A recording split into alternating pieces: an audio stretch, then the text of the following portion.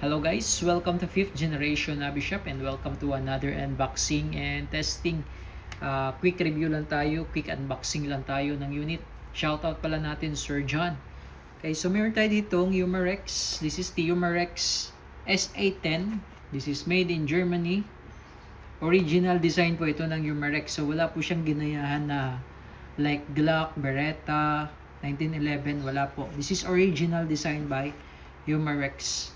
Ayan. So, itong unit na to ay dual ammo. Ibig sabihin po, pwede mo siyang balahan ng bulitas. This is 4.5 mm or 4.5 mm steel ball. Bulitas po ito. At po pwede mo rin siyang balahan ng lead pellets. This is caliber 177 lead pellets. Ayan. So, dual siya. So, ito po yung unit.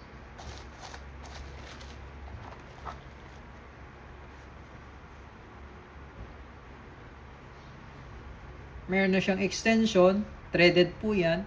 Tapos meron siyang underrail. Para sa accessories, pwede mo siyang lagyan ng flashlight. Ayan. Single and double action siya.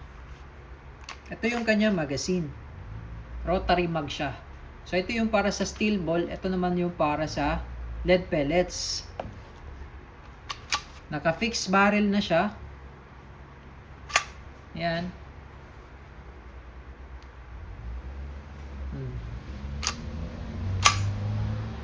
So, ayan yung sight niya.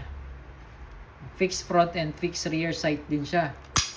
Tapos, nandito yung kanyang safety. Forward mo lang for safe. Backward naman for fire. Ayan. Okay. So, this is double action pala. Double action lang po ito. Ayan. Naka-stippled grip. Ito yung mag-release. Ayan. Ito threaded po ito. Yan yung kanya extension. Ka-extended barrel na siya.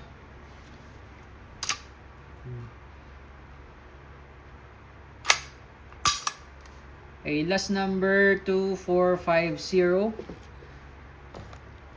Ito yung kanya magazine. So ito yung para sa bulitas.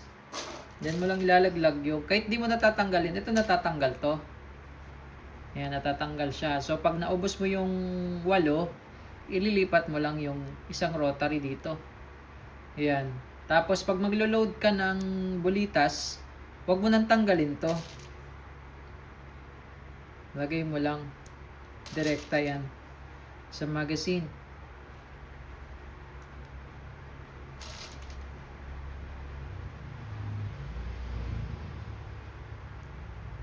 Ayan. Para di malaglag. Ngayon, pag maglo-load ka ng pellets, para dito sa rotary, aalisin mo siya kasi sa likod tayo maglo-load ng bala.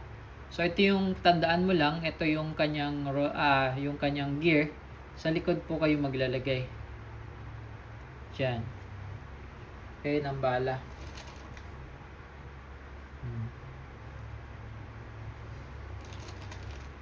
8-rounder siya.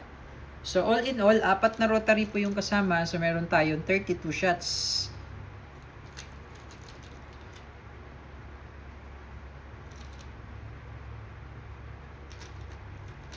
So, ito yung caliber 177 na lead pellets. Pointed siya, pointed, no?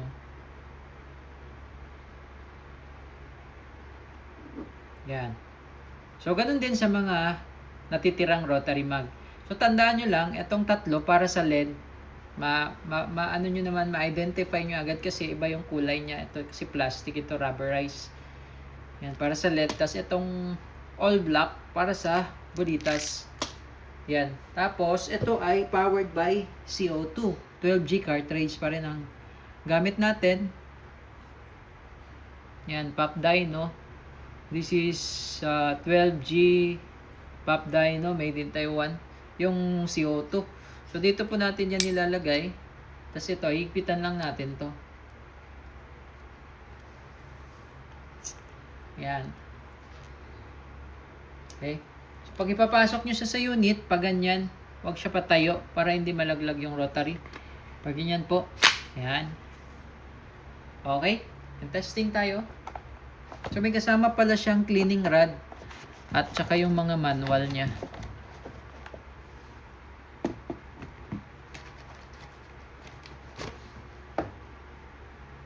Ito yung pwede rin siyang panundot if ever may bara.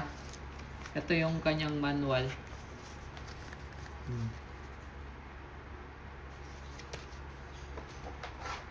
Okay, and testing tayo.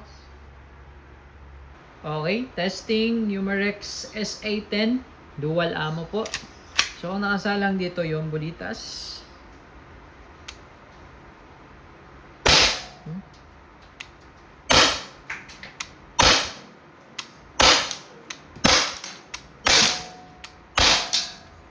Okay, so nakawalo na tayo. Ililipat, meron pang isa.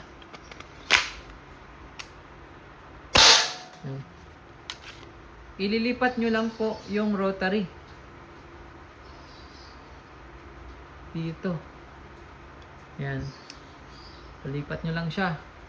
Then, salpak. Okay?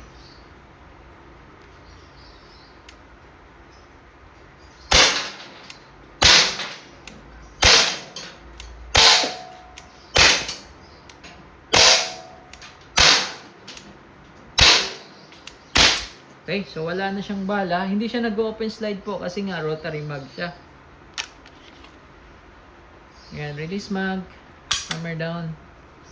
Yan, wala na siyang bala. Okay.